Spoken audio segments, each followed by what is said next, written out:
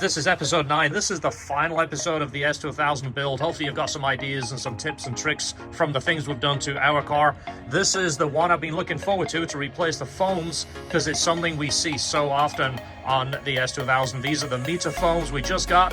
We have a stack of them in stock, so we can offer this as a service to our customers. That is the part number right there. I'll show you a side-by-side comparison. These are the MITA ones. I ordered several sets. 2 are for the car we're rebuilding. The rest of them are going to be for future cars. This is the passenger seat that we showed you from the last episode. The back has already been dyed. This is a dye that we have refinished the seat in. As you see, I got it in the light so you can see it, but all of those wrinkles there that were kind of like a bare leather, now they've got the filled in dye, and it is nice. It's not paint, it's not Sharpie, which we see people do. It's actually dyed. It's got a much nicer black. We haven't done any conditioning of these yet. That will be the next thing. The foam is the main concern right here. As you see, this has the nice, it's nice and smooth, and it's rigid. This is just completely blown out, and this is actually metal here. When you sit in the seat, you actually feel that metal ridge there. We have the MITA foams that we're going to use this and show you a before and after, and then we have one OEM foam. It was the last one that we purchased. It's been long discontinued, so we're going to show you a side-by-side comparison of that. These are hog rings, and then they make a plier kit that actually grip this, and they basically bring it around. It looks like a continuation of a circle right here. That's how these are all connected. They're not the pullover skins that you see on eBay where you kind of pull them over and then lace them up. This is how the OEM manufacturers do it. I mean, it looks exactly the same as the factory ones. It's been a while since I've looked at the factory ones, to be honest, so I guess I can't really say. But let's pull this out, take a look at this. I mean, you can see it's got the proper molded ends. It's got the ribs in there. This has the wire. This is where your seats attach, those little rings. That's what they attach to. That's what holds that down. That way it doesn't kind of act like a hammock like a lot of those aftermarket covers. These are the MITA foams right here. This is R and L. That means you can use it for both sides. It's got their name in it right there. Very cool. Let's look at the factory one. I got one OEM factory sponge foam bottom so we can see side by side. So this one is brand new. I bought this for our car for the future in case we needed the driver's side one in case it blew out. I've had this a number of years, but you can see it looks literally identical. Look at that. The density side by side feels pretty much identical. I would say the base feels a little stiffer on the MITA, which is a little denser. It is hard to give you a percentage wise. This is nicer that it's stiffer here. Here's the base from the car I was showing you earlier. Look at this, how it's blown out. This is the wire that you can feel in here. This is actually connected to the seat that you can see that comes through here. You see where it's kind of blown out. This is just kind of dry rot. So it's old anyway, but then when you sit on that bolster, it makes it worse. Yeah, and it's also peeling this out of there too. That's the wire that the rings connect to hold the cover down. It's peeled out of it's pulling through. The cover is actually pulling off this. But that is what it should look like. That's the OEM side by side. But this is just completely destroyed. This is going to make such the difference, just this shape for one, but just giving it a much firmer feel. So this goes on both sides. Yeah, it's left and right. It's got it stamped everywhere. Yeah. If you look at this on the factory one, if I flip it over and do a side by side, let's see what the difference is. It's almost got the same kind of material that they're kind of using. So there's the difference in making it left and right. So this one is a left, so it has this pocket where that metal thing in the frame is. Yeah. But on this side it doesn't have that. The MITA one has that pocket on both sides. That's genius. That way there's one part number for both. This is the base pan, and this is the wire that you feel coming through. That's what helps keep that shape when the foam blows out. That's essentially what you can feel when you sit on it.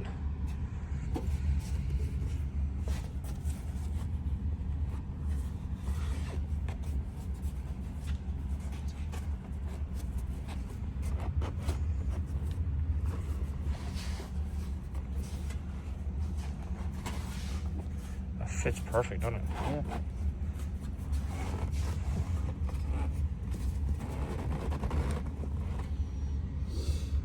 So the leather cover, this is what attaches to those wire areas that we were showing you with the hog rings.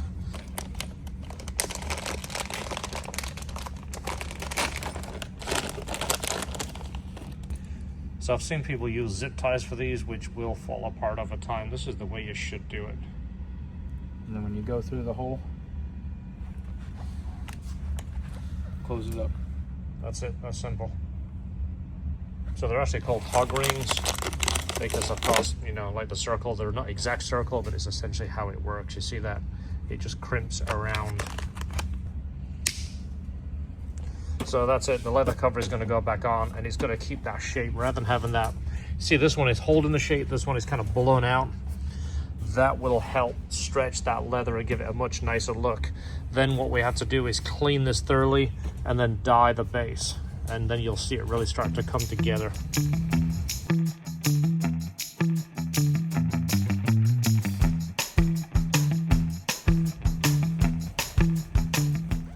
This is what makes covers fit properly, is what pulls this down here. So many of those skins that they pull over, I was explaining, that don't actually attach down in this section here, so they kind of just lay across here like a hammock. Never been a fan of those.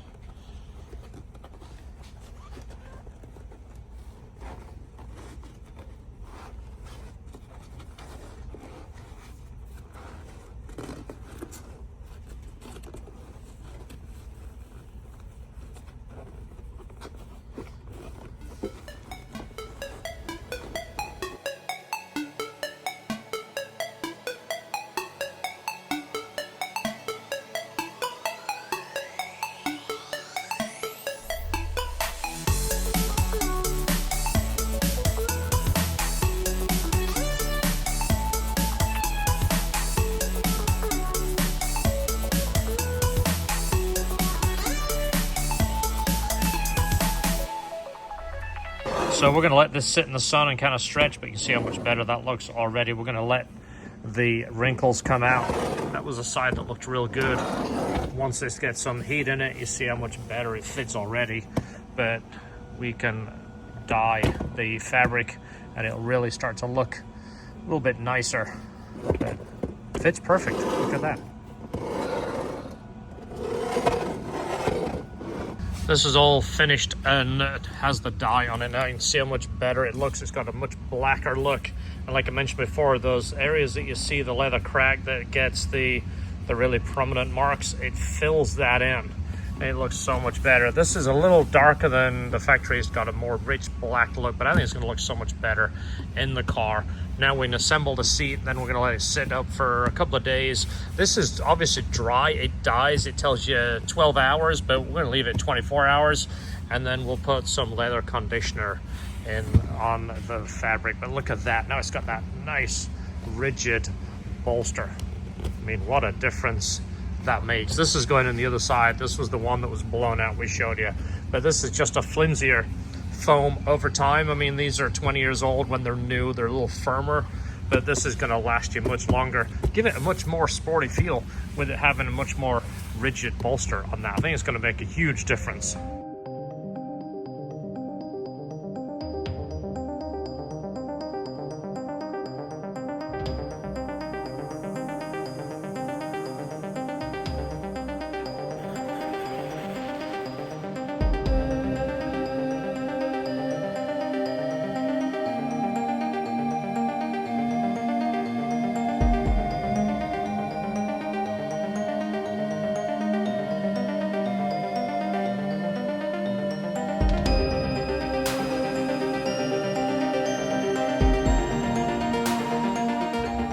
So the foams are 175 a piece, so that's 350 for a pair. Plus you've got shipping, plus of course the good old tariffs are going to be added on there. We're still trying to work out the fine tune in the price. I also ordered a pair of these for our car. These are the OEM quality covers. So the ones I got for our car are the black. They're the jersey with the Alcantara. This is essentially the Type R fabric right here. Always been a fan of that. Never really been a fan of the leather. It's just that that's what came on the S2000, and you know, you can't do anything about it. But that to me is the perfect seat. It fits the car obviously. With the reconditioning of the foams, new skins, this is going to make a world of difference. So that should be maybe January of 26. I'll have those. I'll show you that as a full episode on our car. But for right now, just on the flip car, of course, we're just doing the foams and reconditioning the leather, making it look as nice as we can. But there you go.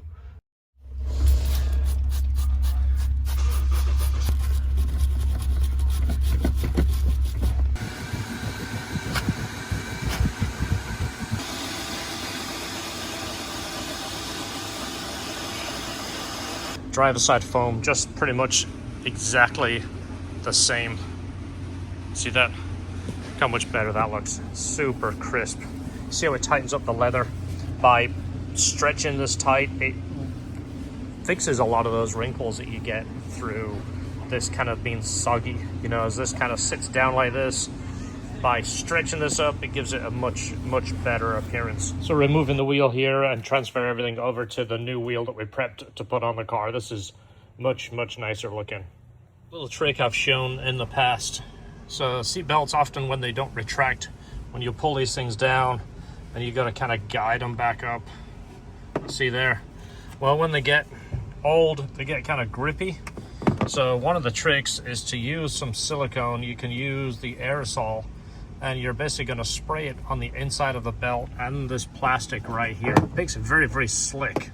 So keep this away from any surfaces that you potentially might paint, because this stuff is really hard to get off, and obviously paint isn't going to stick.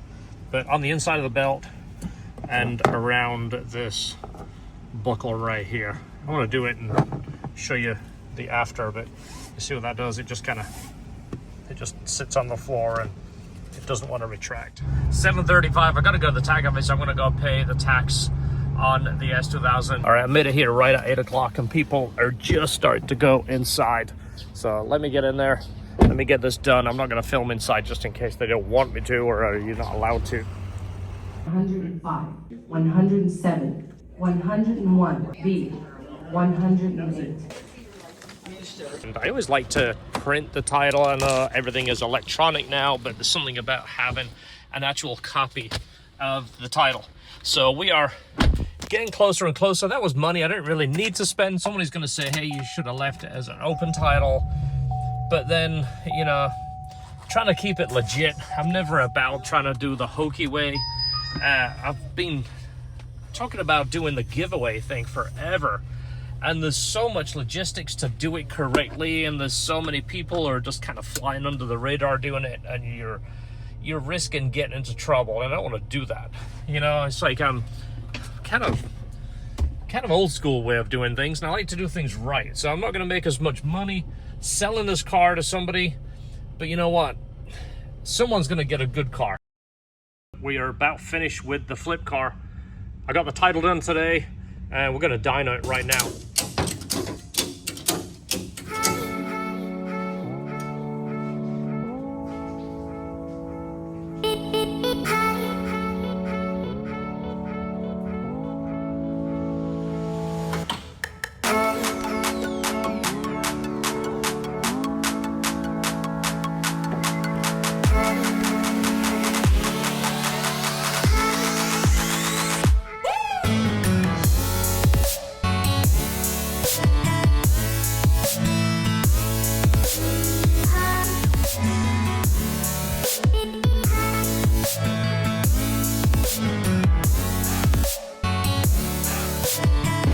Okay, we're up to temperature on the dyno. We're gonna do some base runs now.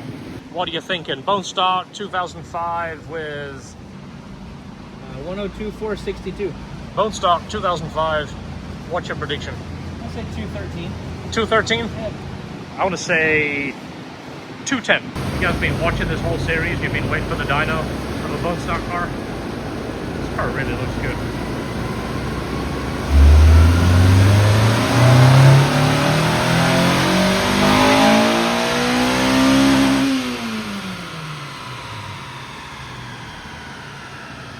Gentleman that owned this car probably never ran it that hard, so maybe it'll pick up power after the next run.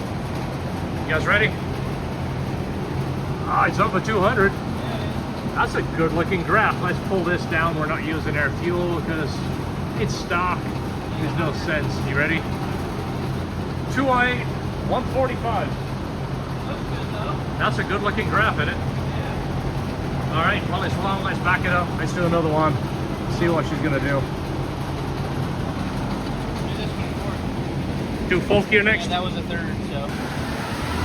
So after this, we'll pull some 2004 and 2005 stock dyno graphs, and we'll kind of overlay it. See if there's any major changes. Fourth gear.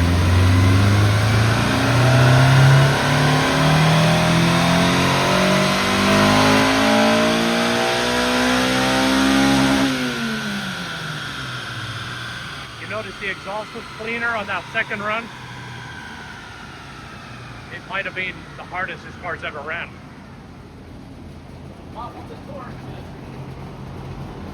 Wow, George. 213 on the button. You should go to the prize bin and go see what you won. All right, we're gonna do another back up run. It's 84 degrees here in Florida, and it is December the 19th still, just to give you a timeline. So if you're watching this over Christmas, this was when this episode was filmed. You're going to be watching that after Christmas. But let's do another fourth gear run. Let's just back that run up, see what this flip car is going to make. This is exciting. This has been enjoyable. I hope you guys have enjoyed this series. We're as excited as you are, I'm telling you.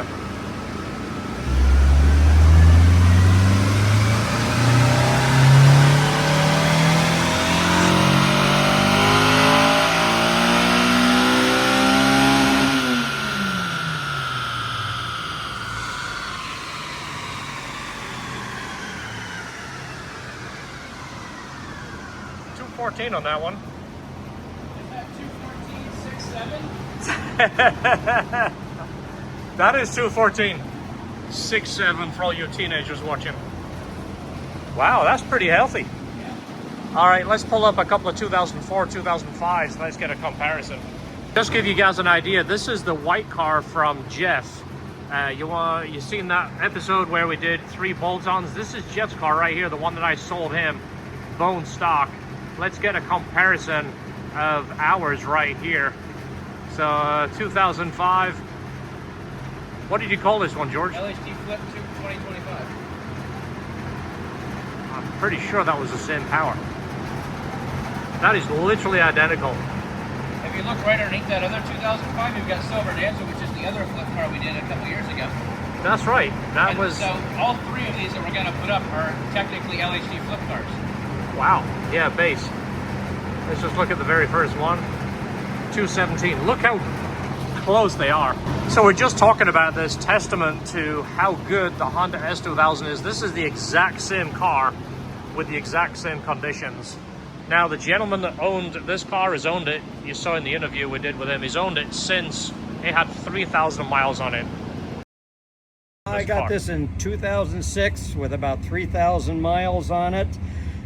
Looked at the options I had at the time for cars. One was a MITA, which that was the bottom end of the barrel. The BMWs, after 50,000 miles, you end up paying through the nose for parts and this and that, and it was, you know, up there. And then I found this one in the middle, which was really a true sports car. Now, I'm not going to predict how he drove it, but I'm going to say he kind of pottered it around. He didn't beat on it. He didn't run it through VTEC as much. The first run, if you remember, it had a bunch of vapor coming out the exhaust, which could be a combination of carbon, moisture buildup in there. And then the second run, it was much cleaner. So he's probably been pottering this around. And then we get it, we put on the dyno, we go full throttle, it makes the same power. as two cars that have been enthusiast owned. The white car was an enthusiast car, the white flip car, and the silver dancer. That gentleman followed us on Instagram, YouTube and Instagram. He drove that thing like it was meant to be driven too. So I mean, that is honestly testament to how good these things are. Yeah. So look how good that looks. So you know what, we're gonna get it outside. Let's do a walk around with it, get some driving shots, get some sound clips, and that's gonna be pretty much it. It's ready for the next owner. If you're interested in this car, you're gonna have to get a hold of me. I'm gonna tally up what we have into it, and then we'll let you know the cost of it. We're not trying to make a ton of money on this. We're not trying to get rich. I'm also not trying to lose my butt on it either. So I'm predicting it's gonna be mid to high 20s. Just to give you an idea, 05, 100,000 miles. I don't know what the market calls for. I know we're gonna be pretty close in that, but just to know everything is done, you buy the car and drive it. You don't have to take it anywhere and get maintenance done. You drive it. We've tried to address as many things as possible. So that's my number, mid to high 20s. I'm gonna evaluate it and get down to the penny and let you know if you want it, it's gonna be available.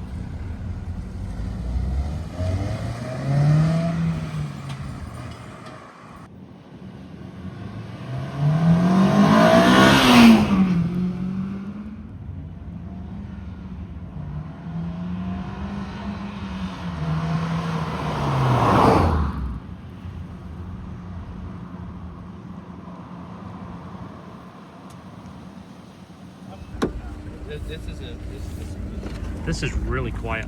Yeah.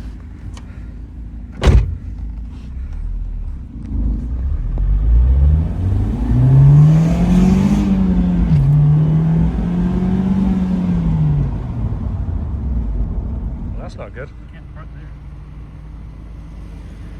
I don't think you're allowed to go in there.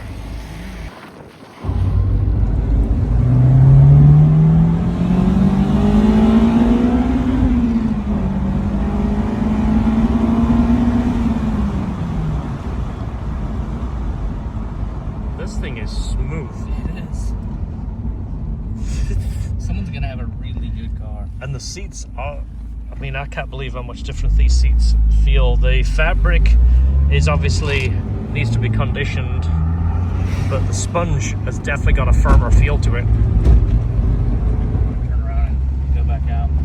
I wanted to keep moving because I kind of forgot how new the brakes are. Yeah. Plus, I signed a piece of paper this morning to say that I wouldn't drive this on the road because I didn't register it with a tag. I just paid the tax, basically. paid the tax and transferred the title. So it's even got 3/4 of a tank of gas in it. Yeah.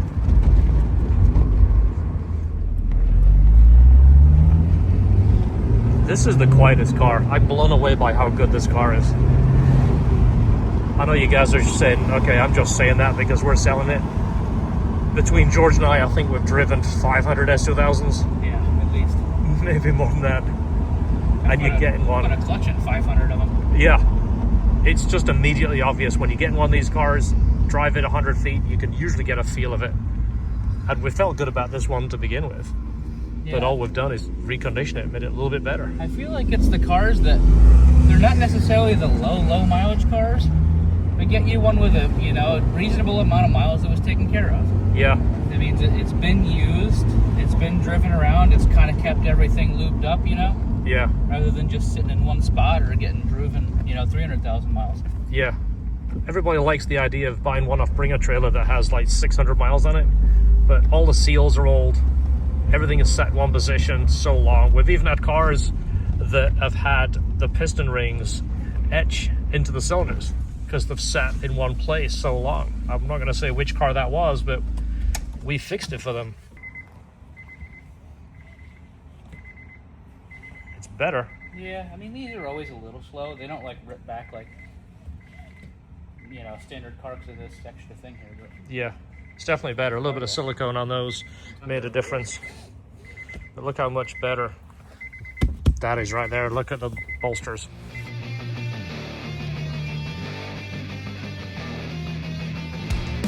So if you didn't get what you wanted for Christmas, by the way, we have the hoodies in the store now. I'll show you these at the end. So I ended up spending a lot more than I expected just because I wanted to cover all of the things that you might expect. And I'm just a big believer of doing it right and making sure it's perfect. Whoever gets this car, I want to make sure that you can just drive it and not worry about it.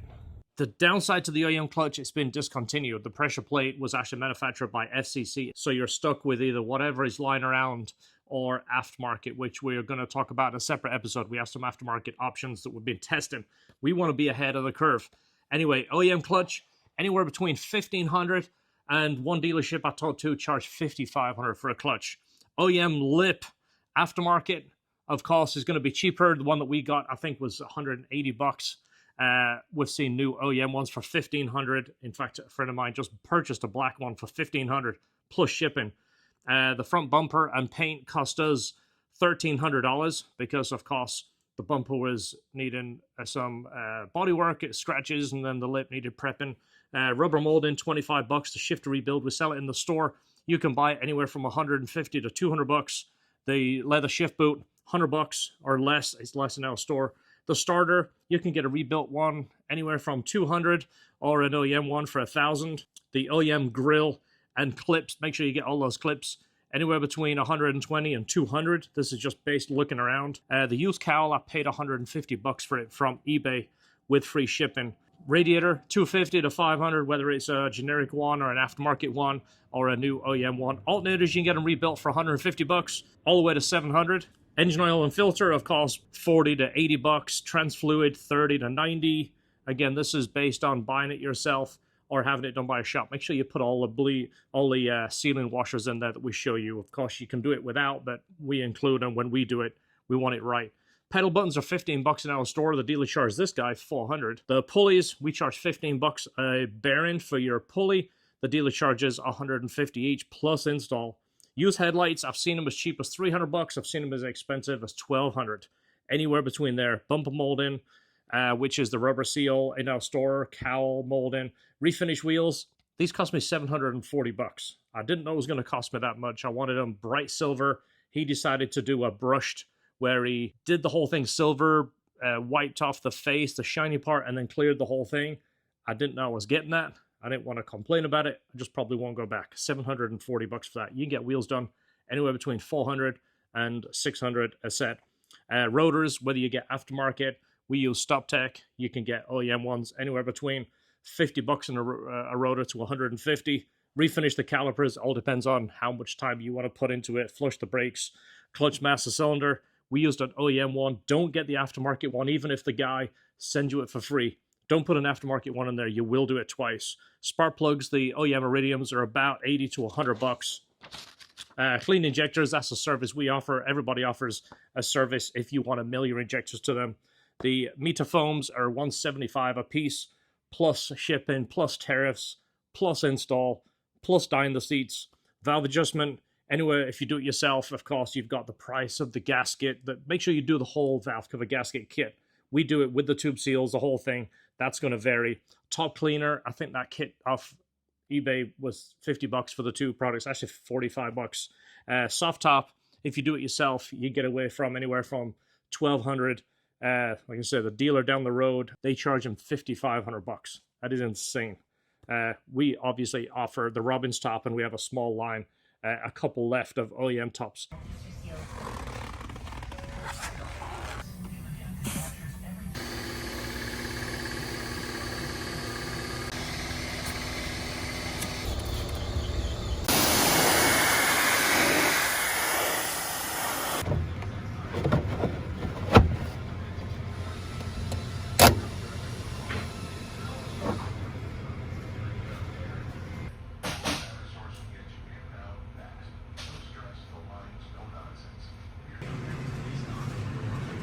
I decided not to do any dressing on any of the panels, just it just has that nice flat look. I did use conditioner on the leather, and it looks really good.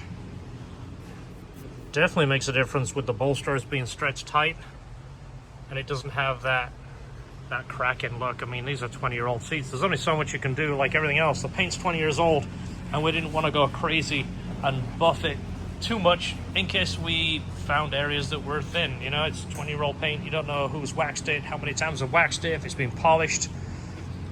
It's just best to err on the side of caution and not go crazy. But I mean, for the most part, this thing looks fantastic. Let's get out in the sun one more time and give it a walk around.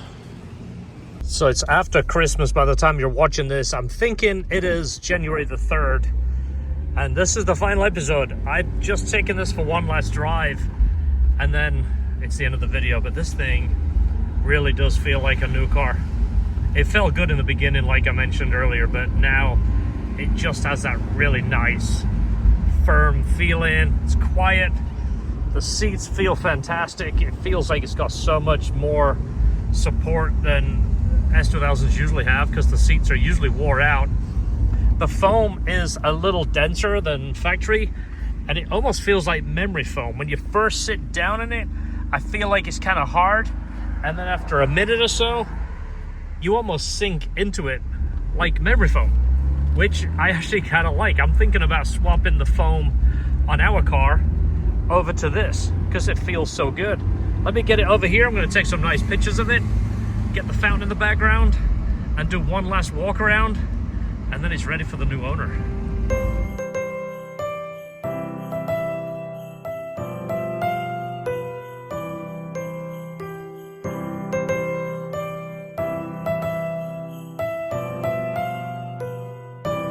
So there we go. Car is complete. It's ready to go. It's ready for the new owner. Title is in hand. The car is fully paid for.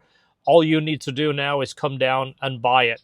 So guys, hopefully you have found this informative and it gives you some ideas. I've done so many videos over the years to kind of show you some details and how-to and some tricks. And we offer a lot of these parts to make your life easier. But I hope this kind of inspired you to either look for a car, whether it's an S2000 or whatever sparks your interest. Information is going to be in the description. Once a car is sold, there'll be no information in the description. Right now, the timeline is December the 23rd. This video series goes live tomorrow. So by the time you're watching this, it's 2026. So let me be the first to welcome you to 2026. LHT, we've got some more things planned. We've got more options, more services, and we've got some ideas that's going to make your car, an S2000, even better. Thanks for watching. I'll see you in the next video. Best thing to do on an S2000 is drop the top. It's what makes this car a blast to drive.